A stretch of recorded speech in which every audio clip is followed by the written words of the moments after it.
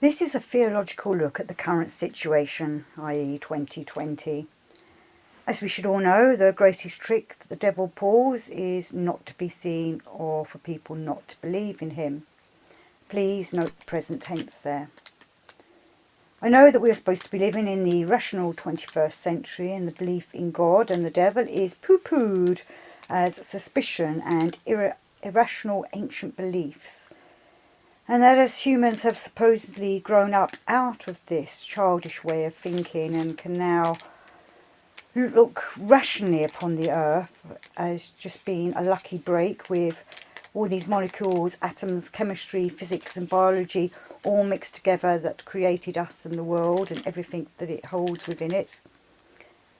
Praise be to the gods that I'm a believer in the divine and the devil, and will till my death and beyond, unless I'm force-fed the vaccine and it decides that it can disconnect us from spiritual and soulful faith.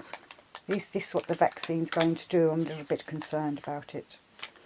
I know people laugh at this idea and at my beliefs, but most of them are grown-up atheists, and I say grown-up with parentheses, grown-up atheists who don't want to look silly, believing in invisible gods and affairs that would mean they would have to, well, check their conscience, their actions, and perhaps even re-evaluate their whole belief system. And not many people want to do that.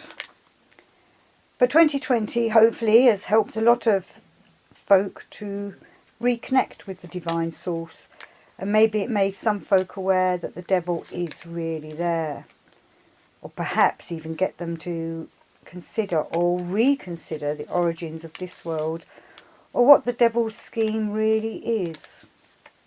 Well, number one on the devil's agenda is to take us away from the divine source, from your God. Whether that's turning us against God, perhaps with convincing us it's all God's fault, all our problems in life and such like, or taking us away from God by convincing us that God just does not exist.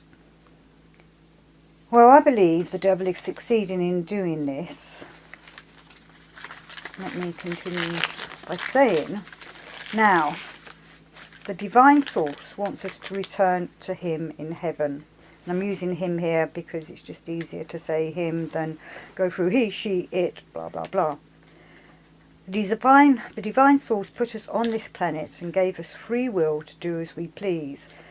But the end result is that we return to the divine source. But to do that, we must believe in the divine source. And I say we'll all return to the divine source because whatever we've done, good, bad, we're all going to be judged. But God is all forgiving and will, take us back in. But to take us back in, belief, faith in the God, in the divine source, is an important part of the bargain. Now the devil, the adversary, as I said, is trying to stop all that. The devil is so big-headed and full of himself that he's convinced that he can capture all of humanity and take them away from God. How is he doing that? Temptation, lies and deceit. You know the story.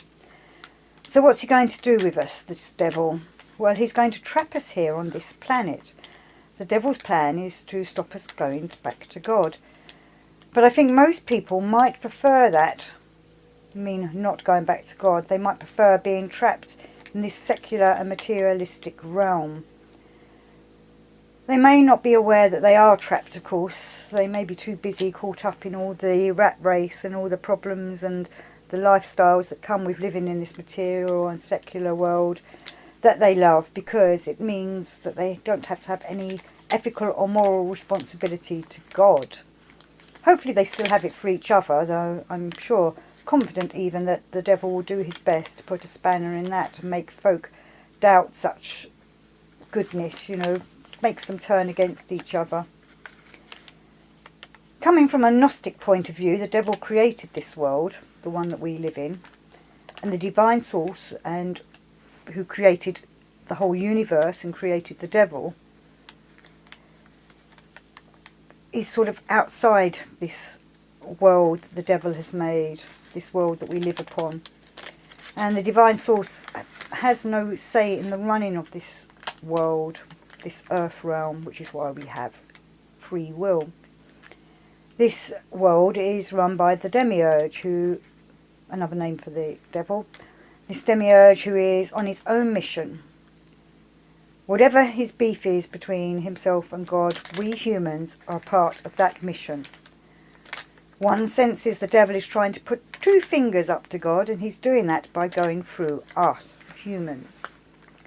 By convincing humanity to stay here on earth, to imprison our spirits and our souls in physical bodies, and by not allowing us the salvation of returning to the divine, the devil has us in his grip, caught up in his demonic realm. Rudolf Steiner says that Lucifer and Ahriman are creating an eighth sphere to put all our souls in.